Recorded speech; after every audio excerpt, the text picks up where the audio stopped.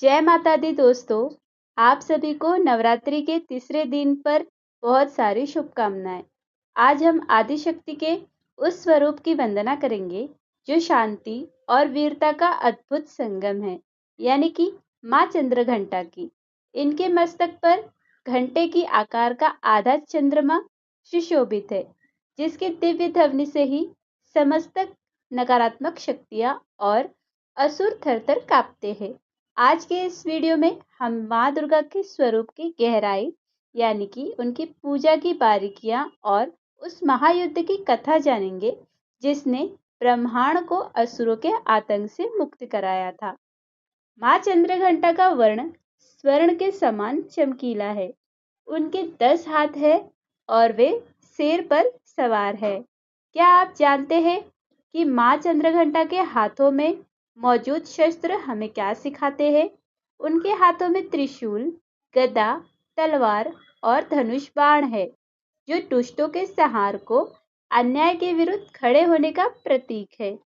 वहीं दूसरी ओर वे कमल और जप की माला धारण करती है, जो शांति, भक्ति और ज्ञान का मार्ग दिखाती है।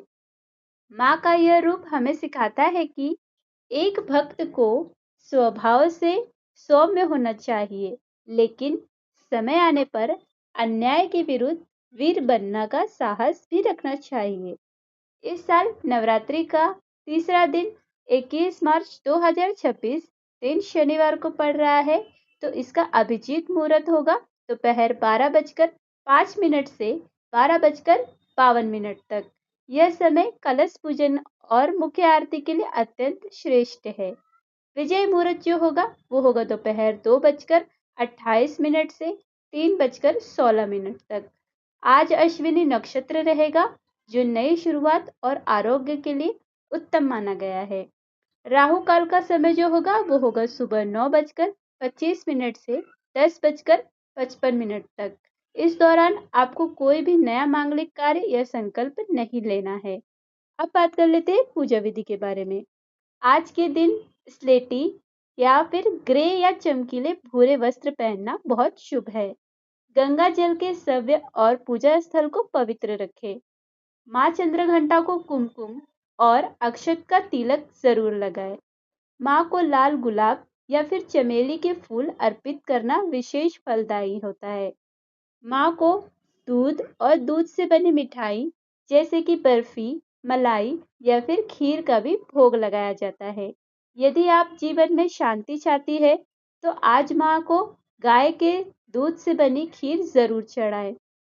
आज की पूजा में मंदिर का घंटा बजाना बिल्कुल भी मत भूलिएगा, ये बहुत ही ज़रूरी है। ऐसा माना जाता है कि इसकी ध्वनि आपके घर की सारी नकारात्मक ऊर्जा को सोख लेती है। अब बात करते हैं पौराणिक काल में, जब महिषासुर ने स्वर्ग पर अधिकार कर लिया और देवताओं को कहा से वहां से निकाल दिया, तब समस्त देवता त्रिदेव के पास पहुंचे। भगवान विष्णु और शिव ने अत्यंत क्रोध से एक महान शक्ति प्रकट हुई। सभी देवताओं ने उन्हें अपने दिव्य अस्त्र भेंट किए। जब माँ चंद्रघंटा ने युद्ध के मैदान में प्रवेश किया, तो उनके सिंह की दहाड़ और उनके घंटे की प्रचंड गर्जना से असुरों के सेनापति मारे जाने लगे। महिषासुर ने अनेक मायावी रूप बदले, लेकिन माँ के दिव्य प्रहारों से कोई नहीं बच सका। अतः माँ ने महिषासुर का वध कर देवताओं को उनका खोया हुआ सम्मान वापस दिलाया। यह कथा हमें यह याद दिलाती है कि बुराई चाहे कितनी भी शक्तिशाली क्यों ना हो, सत्य के आगे उसे झुकना ही पड़ता है। योगियों के लिए आज का दिन मणिपुर चक्र पर ध्यान लगाने का है।